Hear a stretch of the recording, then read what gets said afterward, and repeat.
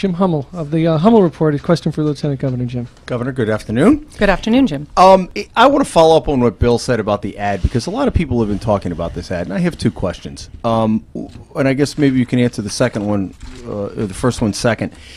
Is this an acknowledgement that Bob Healy is nipping at your heels and that this is a very close race and, in fact, you could lose this race? And secondly, just more practically, I love when they put the Jaws music in about your opponent.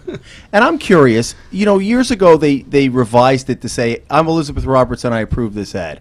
Is that music you would have picked out, or did some consultant say, hey, you know what, Governor, let's put in that creepy music to really make this guy look like he's a creep? So can we answer that first and then the acknowledgement about where this race stands? So elections are about differences, and election ads are about making sure people are aware of the differences. This ad is about making sure that people know that anyone who wins this election could become governor, and it has happened 20 times in the last 10 years. And what's the creepy It became music clear to indicate?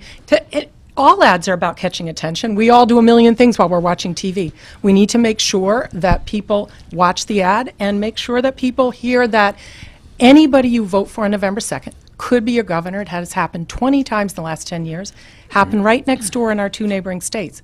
That's what, in the last 2 weeks before an election, you need to make sure people know. Is this a close race? You've been watching the polls. Everybody's been watching the polls and commenting on the polls. Mr. Healy. I'm supposedly the guy that's the master of gimmicks. I think that certainly when you play ominous music and you have these negative connotations and you're showing that, you know, scaring people that this could be your next governor if you elect this person as lieutenant governor, I think that it's a gimmick. Yes. Mr. Venturini. Well, I haven't seen the ad, but I would gather that if it is Jaws, it's a Jaws music that's in the ad.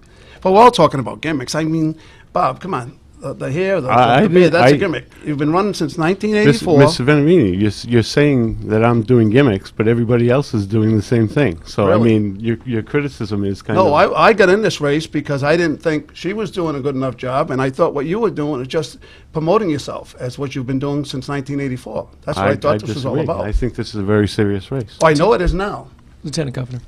Well, I think, you know, this is about stating the record, making sure people consider facts when they make a decision.